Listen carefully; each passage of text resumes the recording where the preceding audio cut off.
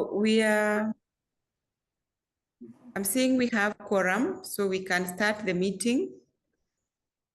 Good afternoon all, and welcome to today's KNH-UN webinar. My name is Dr. Christine Mamai, a radiologist at KNH. I'm here to facilitate and moderate today's discussion. Our presenter is Dr. Leonida Mbuvi, a consultant radiologist, well experienced in breast imaging, both for screening and diagnosis of breast lesions, including breast cancer. This being the month of October, as Kenyatta National Hospital, we do sensitization for breast cancer awareness.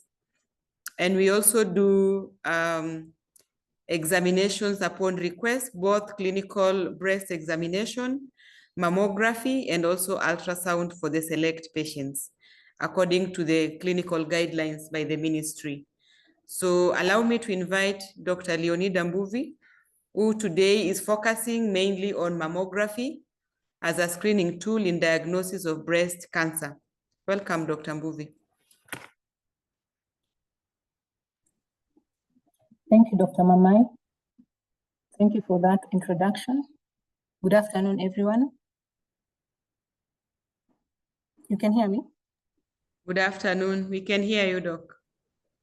Okay. So today our presentation is going to be basically about mammography as a screening tool in diagnosis of breast cancer. As we are aware, we're in the month of October, where it's the Breast Cancer Awareness Month.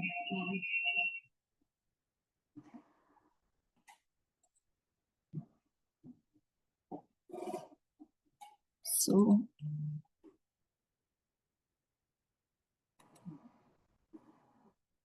you can see my screen.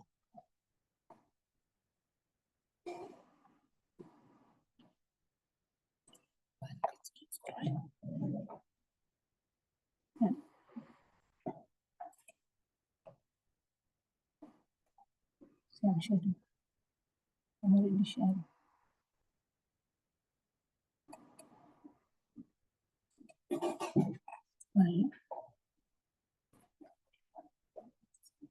Just give me a few minutes just to, I'm not able to scroll through my images. Just let me see what to do.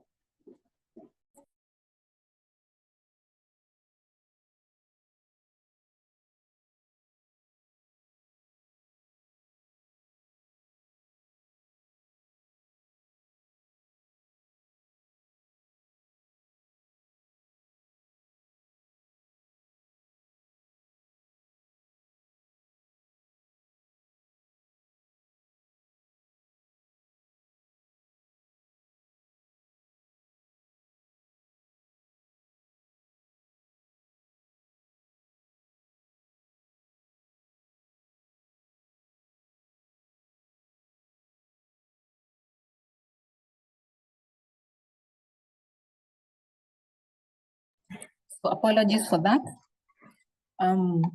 My presentation will take the following outline, where we'll look at a brief introduction and epidemiology, the risk factors for breast cancer. We'll also look at the structural anatomy of the breast, and then dive into mammography as a screening tool with the various mammography types of mammography and the views. We'll also touch a bit on the digital tomosynthesis and contrast enhanced mammography, and just give a brief overview of how we go about interpreting mammograms. So as we have introduction, breast cancer is ranked as second globally, second in cancer incidence, and then it's the fourth globally in mortality rates. In Kenya, it's the first among the breast cancer causes, and with a rate of second in mortality. So as women, we have 1 in 8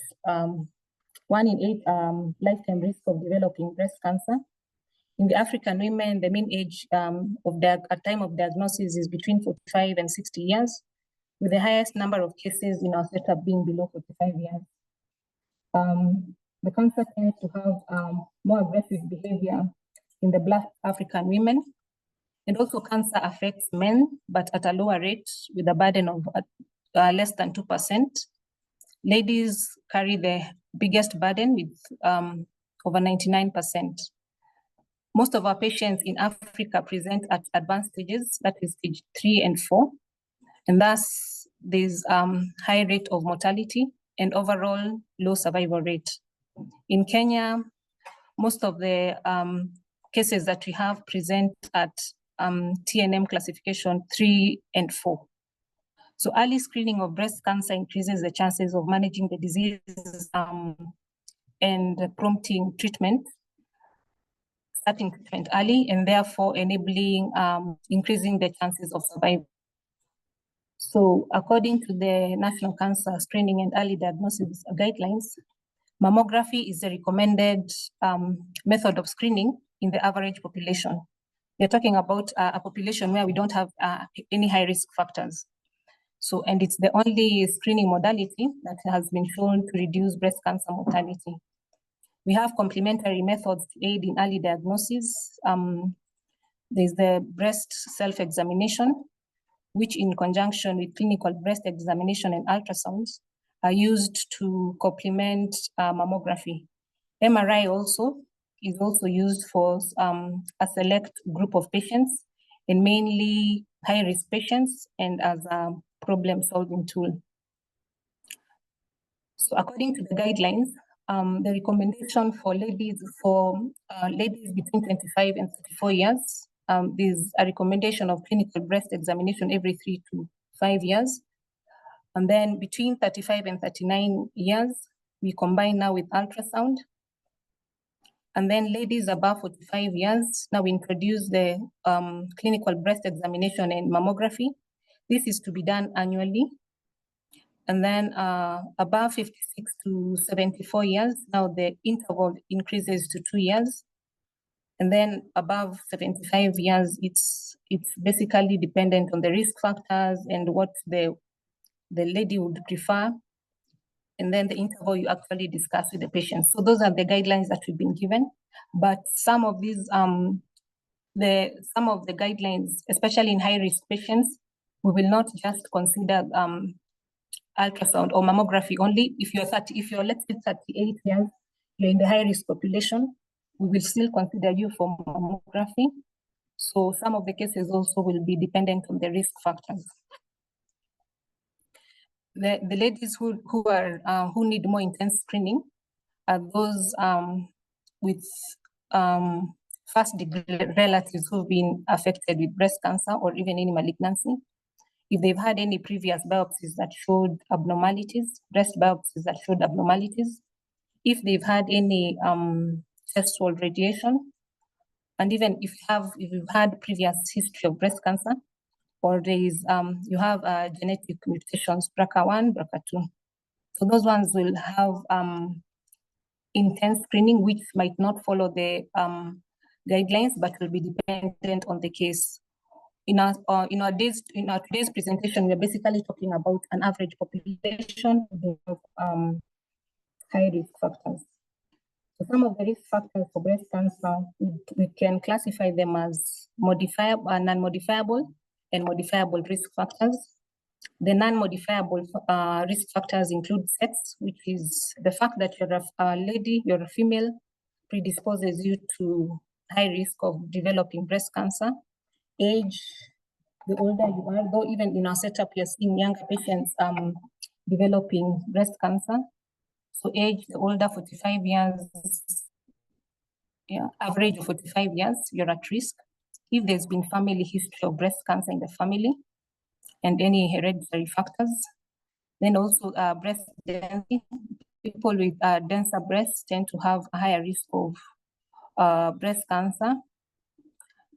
Reproductive age, early menarche before 12 years, and late menopause after 55 years.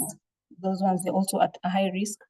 And then any previous abnormality that was picked on biopsy. Modifiable risk factors include lifestyle, alcohol, smoking, obesity, physical inactivity, oral contraceptives, pregnancy after 30 years, and hormonal replacement therapy. These are things that can be modified, that can be altered. So, but the more you have the more of the modifiable risk factors you have, the higher your chances of getting breast cancer. So we need to understand that mammography will not prevent the breast cancer. It's basically a screening or diagnostic tool, an imaging procedure that helps in identifying breast cancer as early as possible, and thus we'll be able to manage it and give interventions early. We have a diagram there showing the various stages of breast cancer from stage 0 when it's very early. It's almost a non-invasive disease. We'd want to pick breast cancer before we get to stage 3, stage 4, where now management changes. So less than stage 2, where at least management can be instituted early and thus increasing survival rates. So we'll have a look at a brief overview of the structural anatomy of the breast, which helps us also in understanding the interpretation of the mammogram. So the structures and components of the breast, we have that line diagram there, where we have the chest wall, which is labeled number 1. Now we have the pectoralis muscles. You can see the extent of pectoralis muscle. Then you have the glandular tissue, the fibroglandular tissue, which forms the largest part of the breast. That is where also the breast cancer tends to develop. We have the nipple, and then we have the areola. We have the ducts that open up to the nipples. We have the fatty tissue. We're able to appreciate the fatty tissue. We have the skin. And the blood vessels. And then we have the retromammary space. We have an image. We also have an image of where we're able to appreciate the pectoralis muscle, which is labeled number 2. We have the retromammary space there, just anterior to the pec muscle. You can be able to see the skin, whether it's thickened. Can be able to appreciate that. We can be able to appreciate the glandular tissue, the density. Yeah. Then we have the fatty tissues within the breast, and then you have the nipple areola complex. Yeah, we are able to outline that on the mammogram. So basically, that is what forms the structure of the breast. And then we have the terminal ductal lobular units, which are the building blocks of the breast, and that is the site where cancer, both the ductal and lobular, that is the site where they will tend to develop. So you have an image there showing just the lobule, the terminal ducts, and the acini. This TDL unit is where most of our cancers arise from. So for purposes of describing lumps, we tend to divide the breast into quadrants. Into 4 quadrants. So we have an upper inner quadrant or upper middle quadrant. We also have an upper outer quadrant towards the axillary tail. We have a lower outer quadrant. We have a lower inner quadrant. And then we have the central area, the nipple areola area. So these are the quadrants that we use as we describe any lumps that we have or any pathology that we have in the breast, so that we can communicate also with the physician and the surgeons. Basically, we can be able to localize where the lesion is. So for the drainage, for the lymphatic drainage of the breast, most of the drainage from the breast is from it goes through the axillary lymph nodes. We also have the supraclavicular nodes, the internal mammary nodes, and we have the intramammary nodes within the breast. So the larger percentage of lymphatics exits through the axillary nodes, and those we normally describe them in our imaging when we see them, just to give them morphological appearance, whether there's any infiltration into of the cancer into the nodes. So the nodes are divided into level 1 nodes, which are below and lateral to the pec minor. Then we have the level 2 nodes, which are behind the pec minor. And then we have level 3 nodes, which are above and middle to the pec, which are above and middle to the pec minor muscle.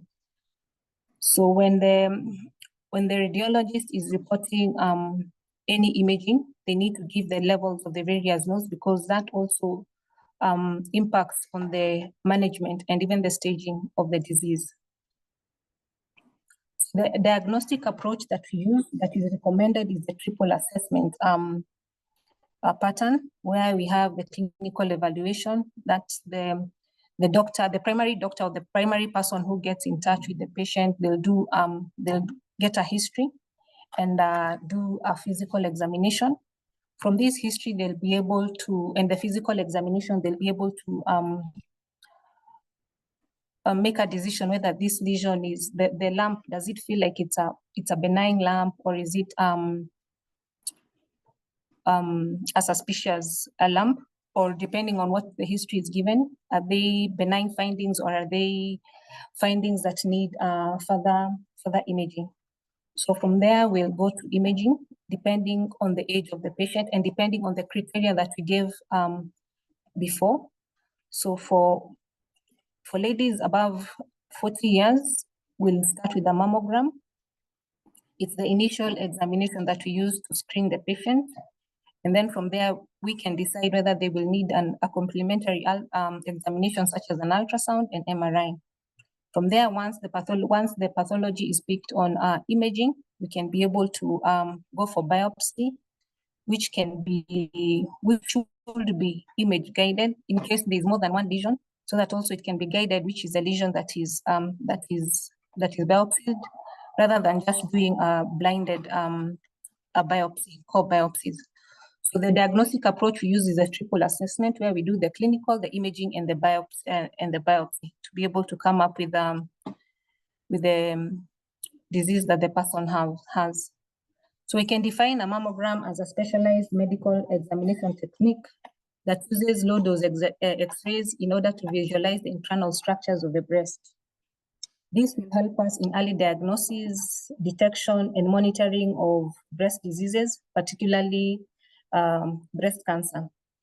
Mammogram becomes the gold standard because you're able to pick very early lesions, including even microcalcifications, which we might not be able to pick on other modalities, and thus we can institute treatment early. It is also used for monitoring diseases. In case the lady had a cancer in one breast, it was removed, we can be able to monitor the other breast using mammography. So mammography is a good screening tool because of the high sensitivity and specificity in the diagnosis of breast cancer, especially in the 40 to 70 year olds. It's also an invasive diagnostic procedure. It is reproducible reproducible. It is also a cost-effective way of looking at or screening for breast cancers. It is easily available. I mean, in most of the counties, at least, we used to have imaging, breast cancer imaging equipment. So unlike things like MRI, which might not be accessible to everyone, mammography would be within the radius of many of the larger population. It's also a simple procedure to perform, especially with experienced personnel. Experienced personnel include the mammographers, the technicians, and the radiologists, and you also need the physicists. It's inexpensive in terms of cost. This is in comparison to the other procedures like MRI. It becomes it's not very expensive. So these are the things that make mammography a good screening tool.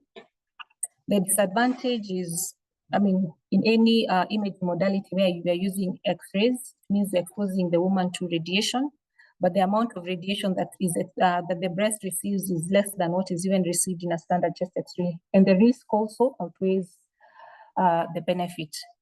some of the equipment, especially when we add in other gadgets, like if you want to do stereotactic biopsies, if you want to do contrast enhanced mammography, now make the equipment become expensive, but basic equipment to be within the reasonable cost, digital mammograms. You also require high qualified staff.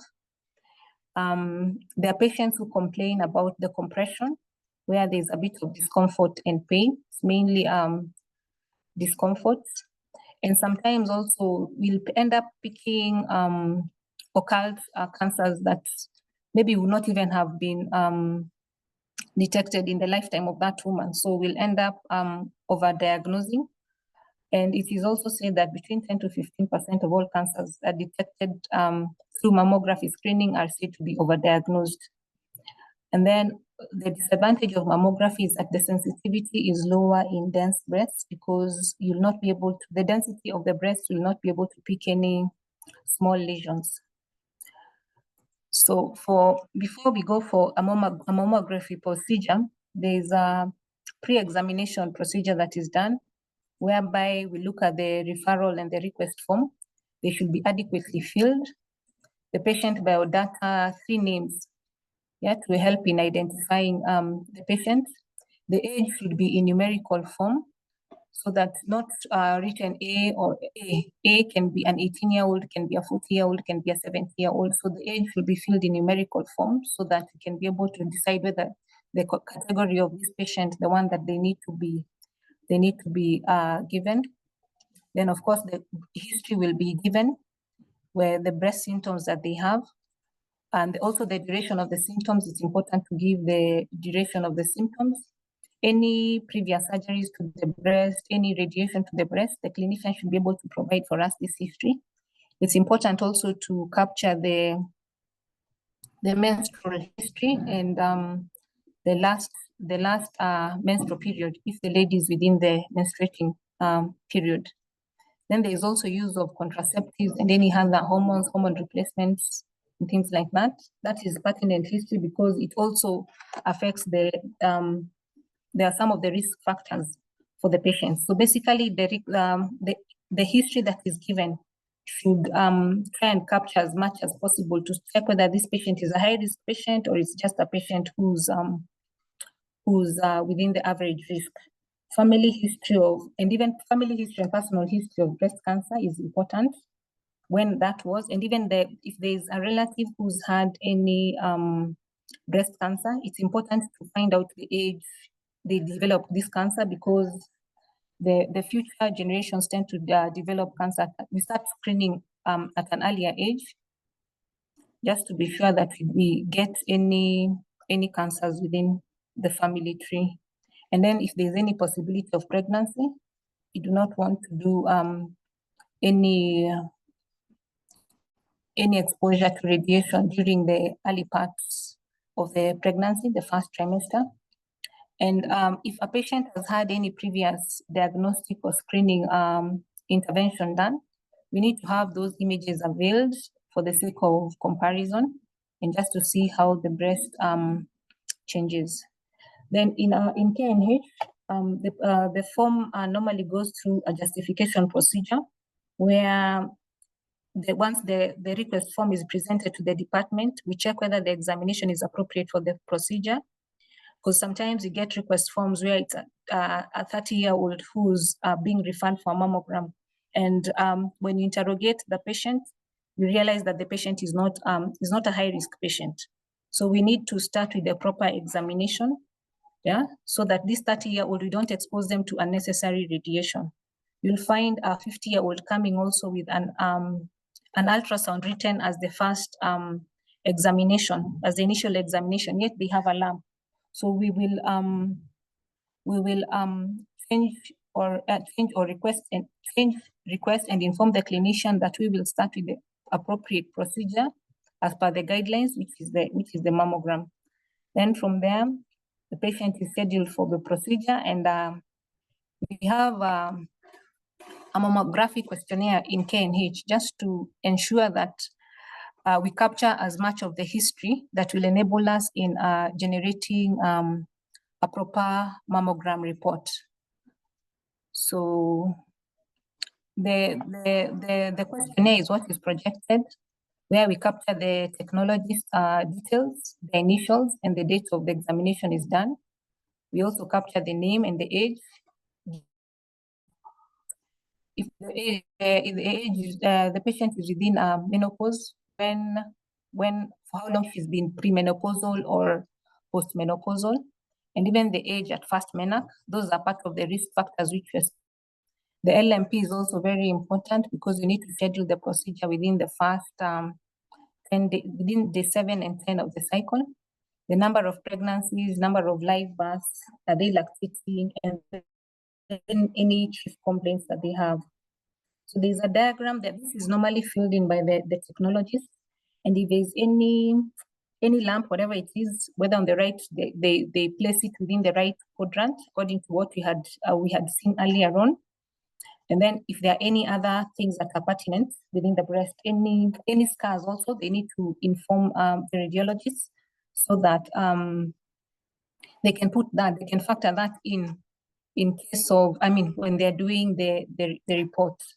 So the technician will include any sites of biopsies, any operation scars, any moles. Those ones will be drawn in the diagram and will be able to help the radiologist. There's also any medication that the person is taking should also be indicated. And then we capture also the contacts and the contacts of the patient and how we can be able to reach them, to reach out to them in case we need to do any complementary examinations and just for delivering the results. So the procedure is basically scheduled on day 7 to 10 of the cycle. Patient is advised to wear loose and comfortable clothing.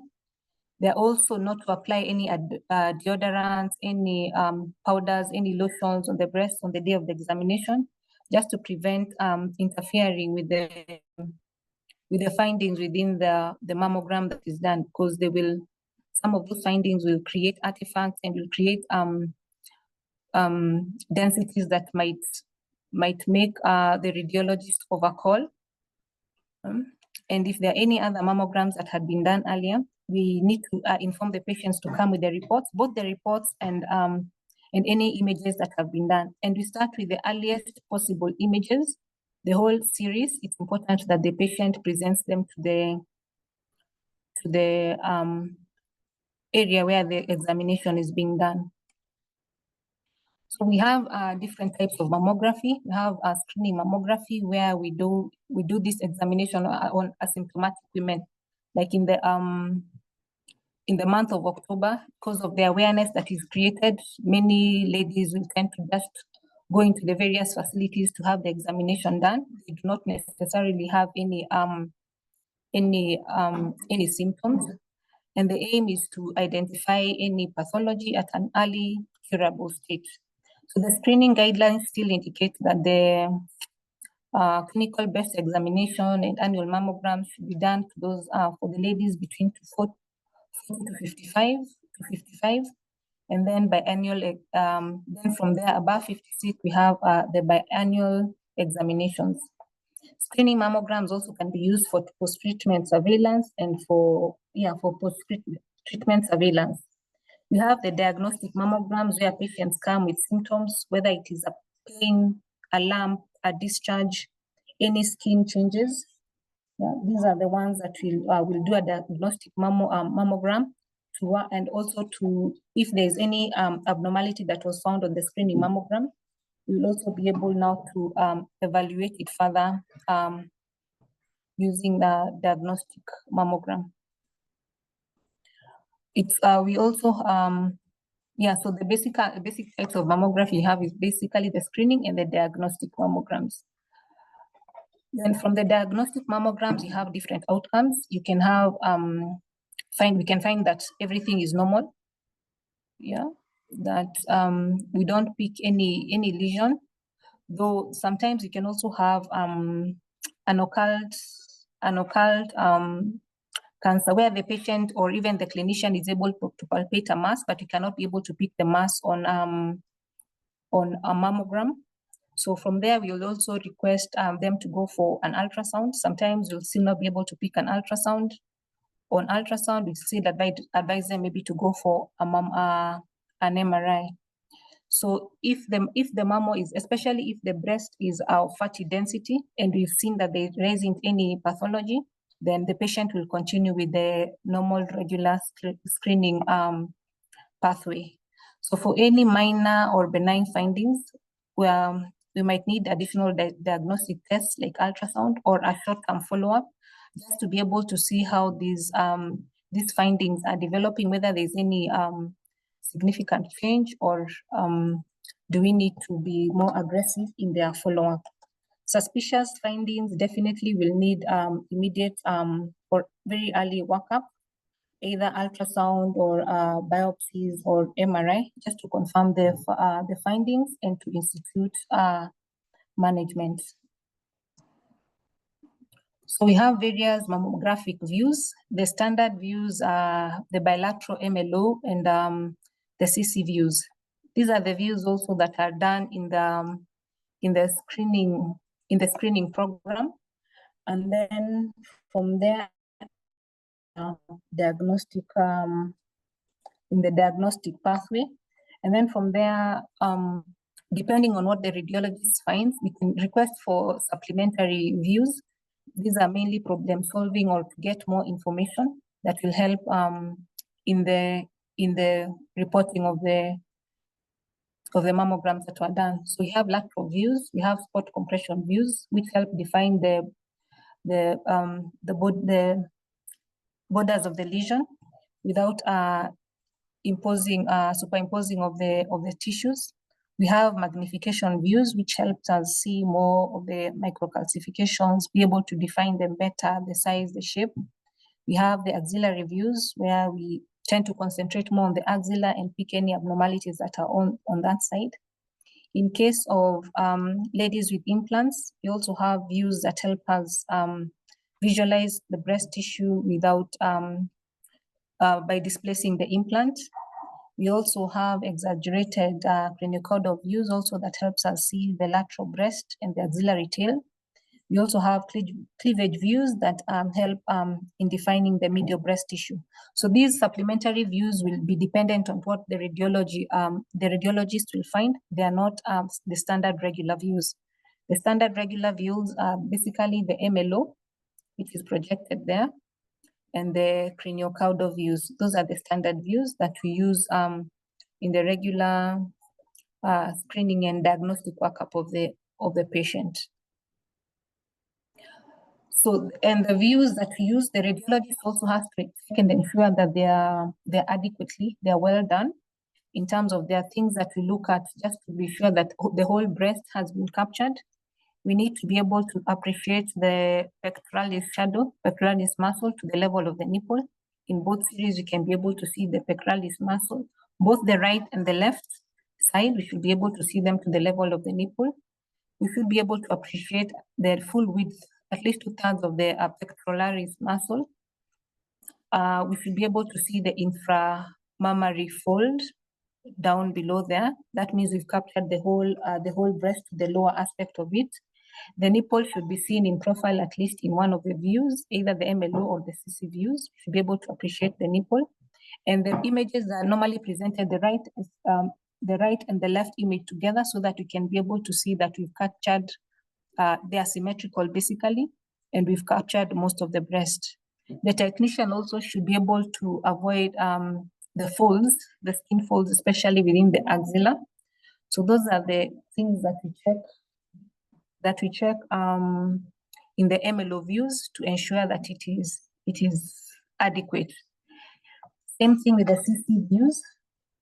All glandular tissue should be identified, should be within the field of view.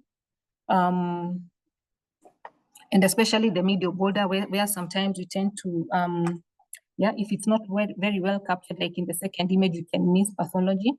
The nipple should also be seen in profile and in the midline. And then the length of the posterior nipple line should be within 1 centimeter of the posterior nipple line in the MLO views. So you need to check. So that ensures that you've captured the whole breast, nearly the whole breast, so that you don't have one. If it's more than 1 centimeter, it means there's breast tissue that has not been captured, and that could be the area of pathology which is being missed out. So the pectoralis muscle is visualized in approximately 30% of the CC images, and we'll still emphasize the images need to be symmetrical when they're presented to us. So this is just the way we measure the posterior nipple line. It should be in the MLO view, it should be, and in the CC view, it should be within a centimeter. That tells you that breast was well positioned. If it's inadequately positioned, it means that some of the breast tissue is missing, and that pathology can easily be missed. So these are just images to show the spot compression views. The image, the MLO view that is given there, you can see that there are foci of calcifications and some microcalcifications and architectural distortion, which is better depicted in the compression view. Same also to the other image, there is an ill-defined lesion on the posterior aspect of the breast, which is better outlined in the magnification view, and thus you can be able to give adequate report.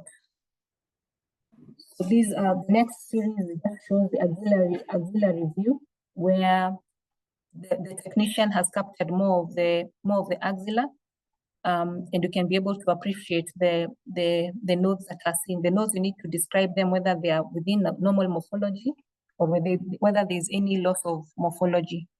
Normal lymph nodes will be able to appreciate the fatty hilum, and they tend to be ovoid in shape.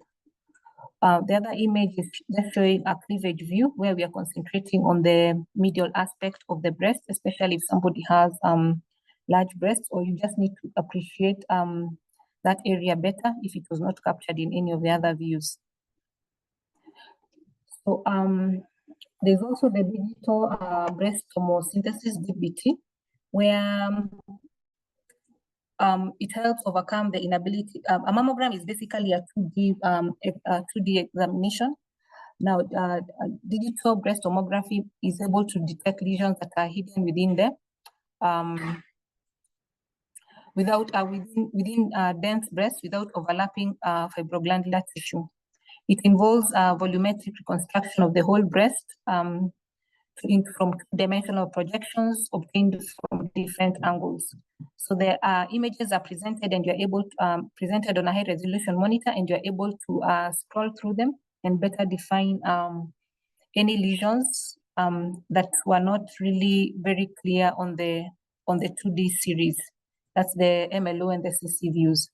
So from the DBT images, you can be able to outline the breast better, the margins better, the calcifications, and which help you in making up an accurate diagnosis. From the images provided there, on the right, we're able to see along the retromammary space, there's an ill-defined lesion that we are seeing there that is not very clearly outlined. In the left breast, in the lower quadrant, we see also another density that we cannot really be able to define some of the margins. So from the DBT that was done, we are able to better outline the lesion on the right. It is a dense lesion, and some of the margins are partially obscured.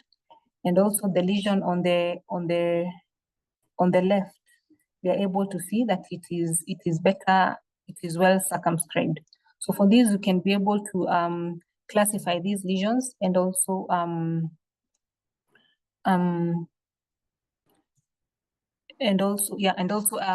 send the patient for further evaluation.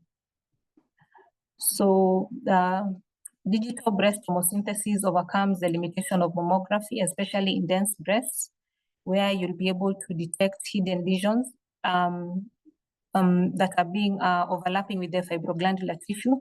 You'll be able to improve the accuracy in reporting, especially, as we said, the women with dense breasts, and ensures that we have less recalls and repeat mammograms, and basically we'll be able to reduce the number of recalls and examinations that we need to, and the ladies who need to be sent for biopsy will be sent for proper biopsies. Not everyone will just be sent because you can't outline the lesion.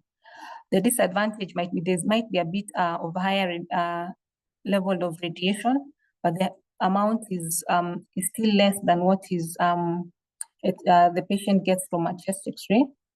The breast compression time is longer because than in the conventional digital mammography. It's not very long, but it's just slightly longer.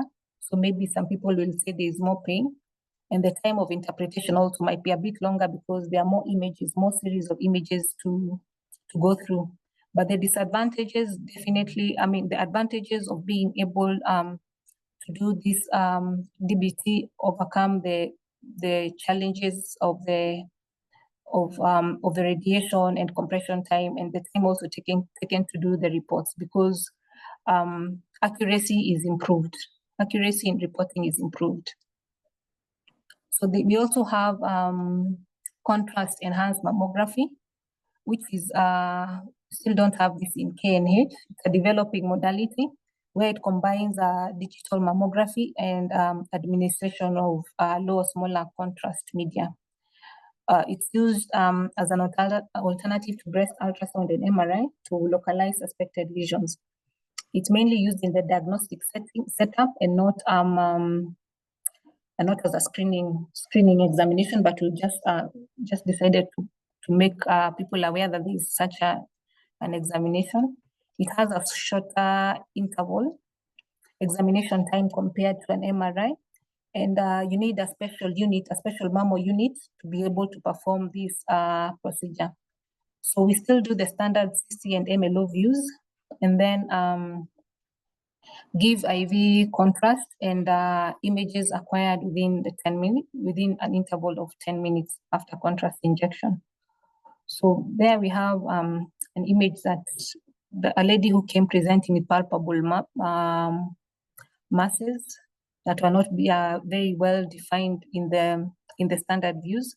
So contrast was actually administered and images acquired. And then you see that within the rounded areas, there was that non-mass enhancement that was picked up.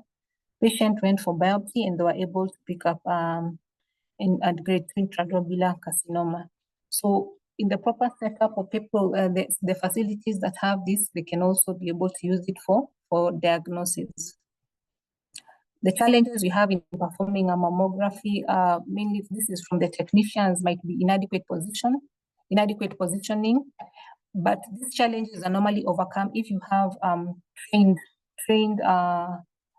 mammo technicians, trained and dedicated mammo technicians who will minimize the issues of positioning. There are some challenges like the size of the breast. This cannot be changed, very large breasts or very small breasts. Compression, there are patients who come with anticipated pain. They've heard that it's a painful procedure, so they come with already a fear of the unknown. Basically, some breast discomfort that will be experienced. There's also communication barriers, which might lead to difficulty in following instructions. And for patients who are not able to hold still, you might have motion of blur being introduced, thus lowering the diagnostic value of the examination. Patients with wounds or ulcers, patients' body habitats, patients who have maybe scoliosis or have issues with their bodies would make the examination difficult. Patients also with mental or physical mental challenges also might have challenges in performing the examination. So with dedicated technicians, mammo technicians, I mean, they will be able to optimize the examination depending on the patient breast sizes and the shapes, and handling many more patients like that will be able to overcome some of these challenges.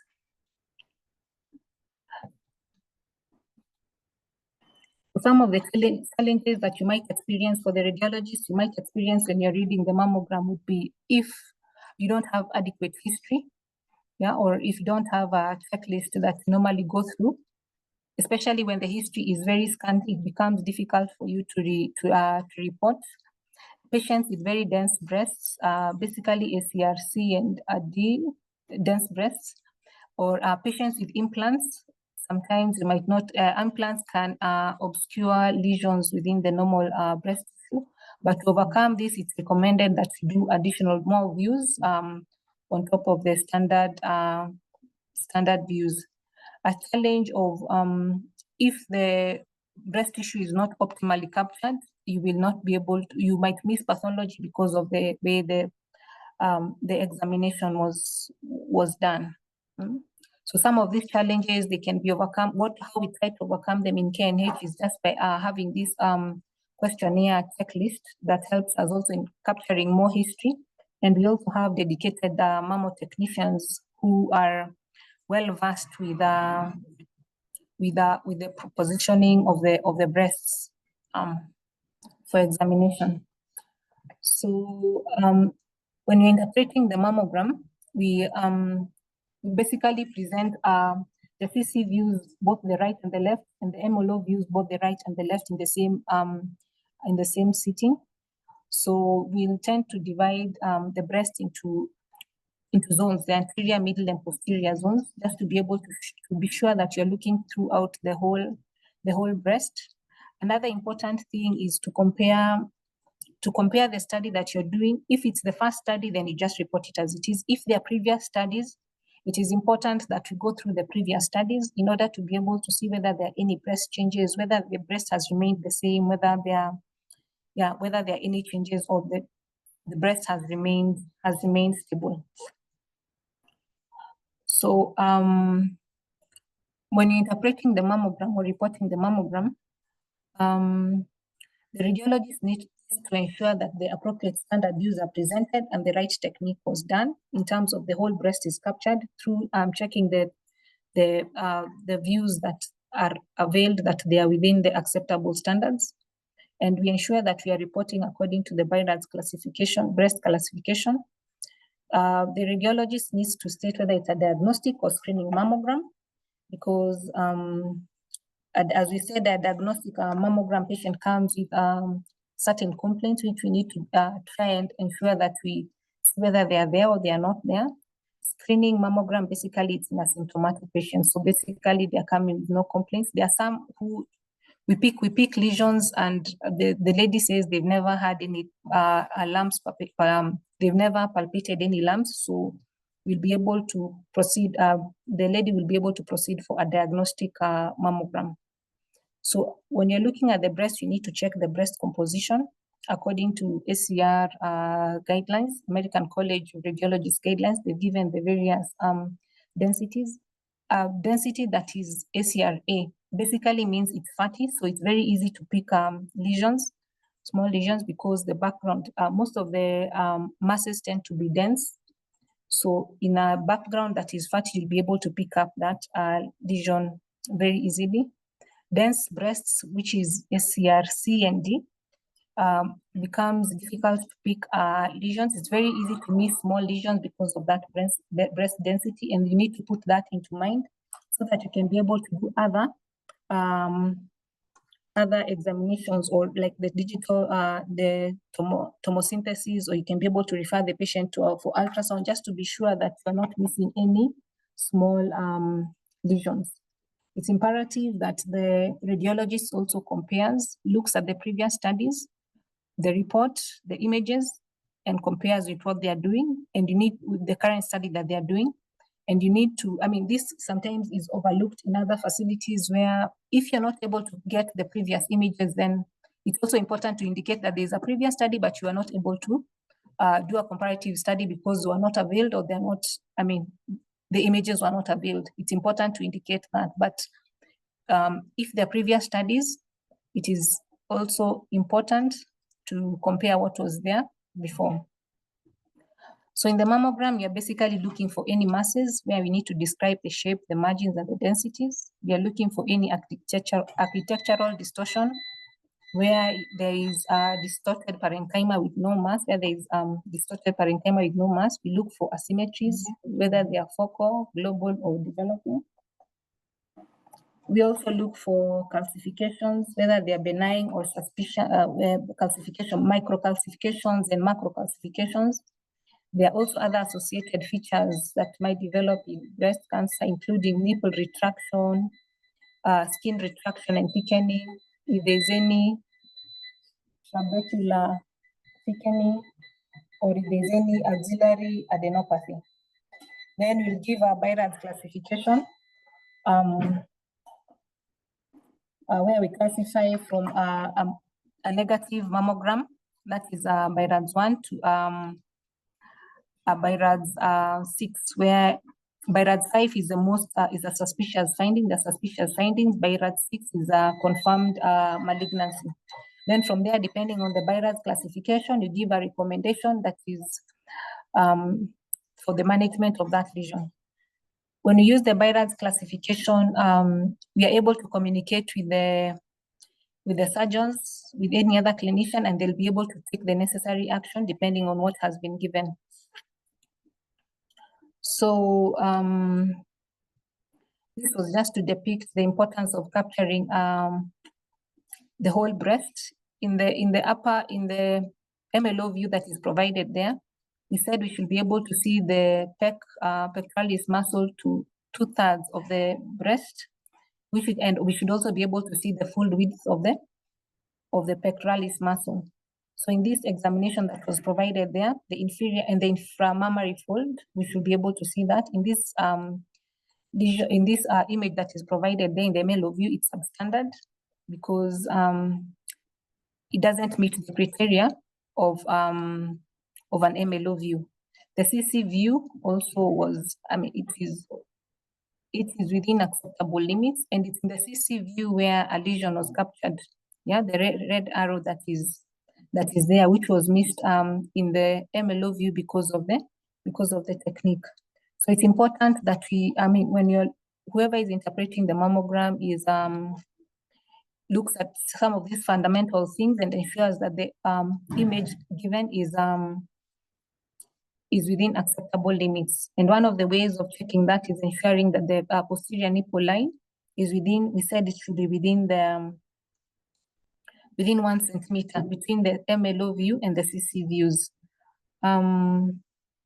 If you do in the MLO views also, you should be able to see the technique also should be adequate so that we ensure that when you are reporting these examinations, both screening and diagnostic mammograms, we do not miss any pathology.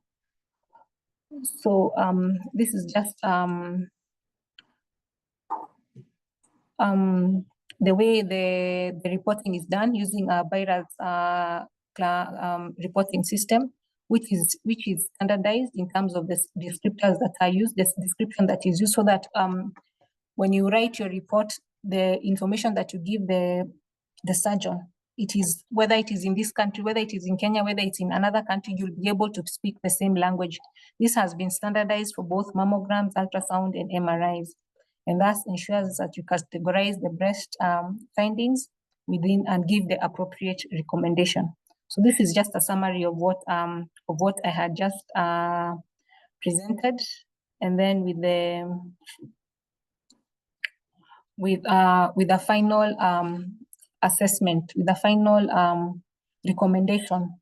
Yeah, if reporting is done and it's a BIRADS 0 that is given, it means there's more additional imaging that is needed in order to be able to categorize that breast. So either an ultrasound or you need to do an MRI, or you need to wait. Even when we are waiting for additional views, yeah, we need to classify it as 0. And then once this has been done, once the appropriate examination has been done, now you can be able to recategorize it as BIRADS 1 through 6, depending on what you find. BIRADS 1 is basically a negative examination and follows the regular screening management route. And then BIRADS 4 and 5 lesions, those are suspicious lesions, and they would need tissue diagnosis. They would need histology to confirm that there is no malignancy. A BIRADS 6 lesion basically is a biopsy-proven lesion that it is confirmed malignancy. So appropriate surgical excision when it clinically appropriate should be done. So basically, that is a summary of the recommendation on the final assessment categories that are given.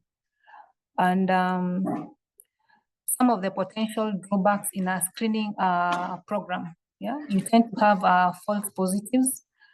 So leading to recalls with additional images or biopsies that are done. That's increasing medical expenses. It's also emotionally stressful for a patient when you get a call and you need to come back for something that needs to be done. So sometimes also in a screening mammogram, you can get false negative results where somebody, either the cancer itself is not detectable, or if there was interpretation errors or leading to delayed diagnosis. So there's also screening mammogram, there's also exposure to radiation, but being that the breast is very sensitive to radiation, but the amount of radiation, the risk, the benefit of screening the breast vis-a-vis not screening the breast to pick up these cancers so that they come in the stage 3, stage 4 disease. I mean, it's better the radiation exposure.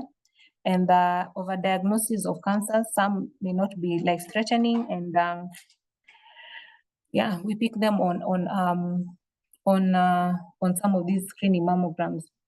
So with the screening mammogram, nowadays there's a role of AI, or the computer-aided diagnosis, as a second reader. I don't know what the other facilities use, but most of us in KNH, maybe we have this, where somebody reports on their own. In case of any challenges cases, you can discuss with a colleague and come up with a final conclusion. But there are these features, inbuilt features that help in diagnosis, but also need the human input, the radiologist input. And then I don't know in the various facilities whether there's role for more than one reader who can do the second reading. Somebody reads, another one reads. If they don't come with, if they're not in agreement, then you have a third reader who normally does like a tiebreaker. So basically, that would be the end of my presentation. So core message is screening mammogram should be for all of us. We should also take it and make it our own personal initiative, especially also the people within the medical fraternity. Sometimes we tend to delay going for some of these screening examinations, yet they are within our reach. It should be within our own initiative to be able to take care of our breast health. Thank you. Thank you.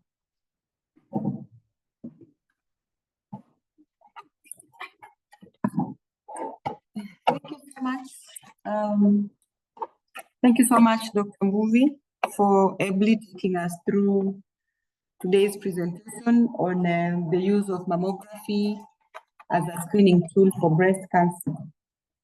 I believe our audience have listened and have benefited a lot from the presentation. I have been addressing the questions posted on the chat. There may be some I may have not answered. Maybe just one question for Dr. Mbuvi. There's a question here about how are false positive and false negative minimized when interpreting a mammogram. How are false positives and false negatives minimized when interpreting a mammogram? So when you're interpreting a mammogram, this is where you can get a second reader. Yeah. A second reader, I mean, instead of one person, just one radiologist reading the examination, you have two of you reading, because sometimes there are people and experience. There are people who might overlook a small thing, and maybe not highlight it, and then somebody else will be able to pick it, or others who will over-diagnose, pick something, and yet when somebody else, two other people look at it, think that it's not something alarming.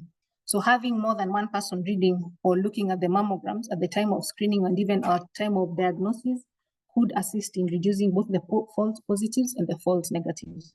Because we all look at things differently, we all see things differently. So a third eye will help reduce this challenge. Okay, thank you. Thank you. Maybe the other thing that we need to include in our institutions where we offer mammography imaging services is that, one, you need to have an ideal reporting workstation for mammogram because they are different.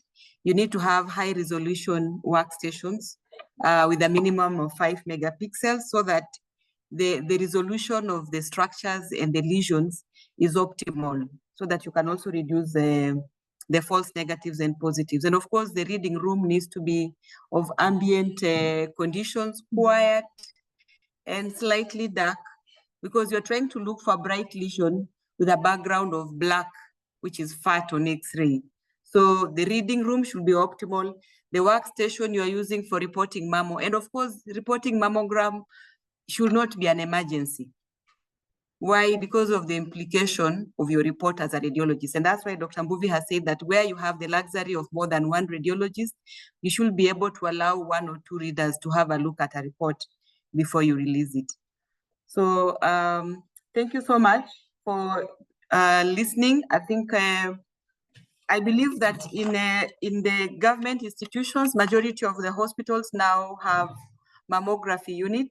And whether you are having a digital mammo or a screen film mammography, I think you all need to be able to optimize the images. That is very key, that you have a radiographer who understands the work they are doing, and let the radiographer work together with the radiologist to optimize the images. If you do not image the breast optimally, then you will actually definitely miss out the lesion. So image acquisition is very important. The radiographers need to be optimally trained and have dedicated team, just like Dr. Mbuvi has said. So you acquire your images optimally, then you should be able to give a credible report.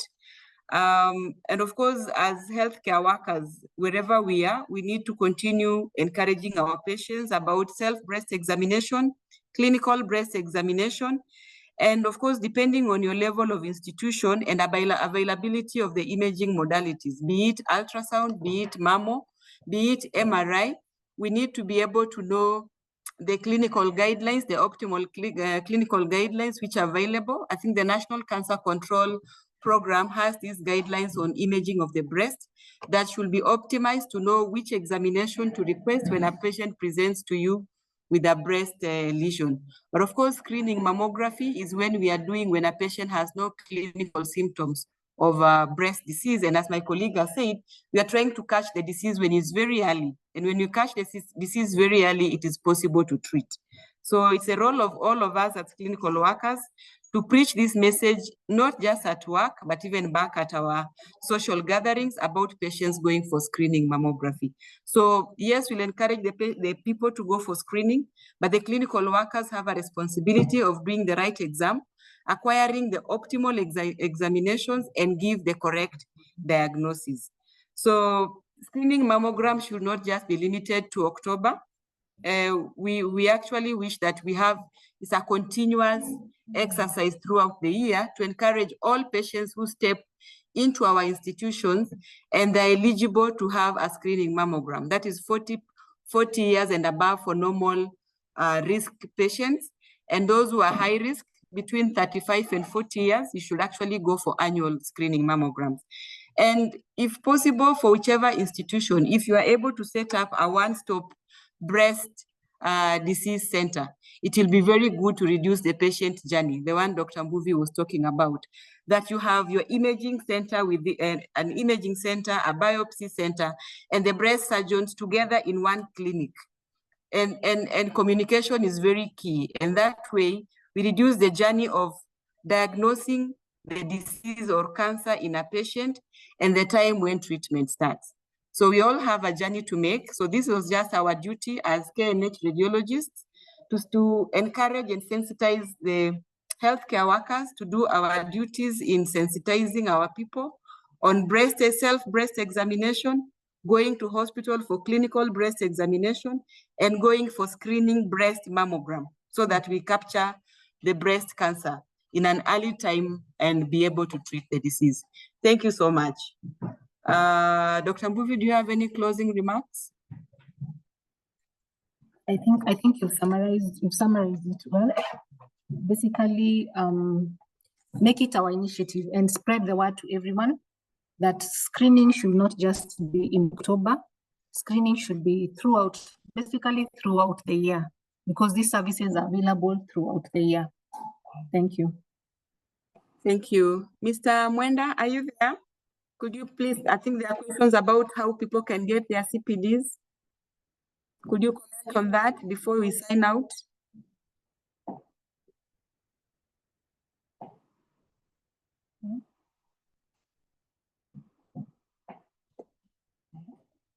Okay. I think for those who are asking about getting the CPD points, you should be able to get your CPDs once you registered and you share your email. You should be able to send you your CPDs in timely manner. Thank you all. That was all for today. Thank you. Okay.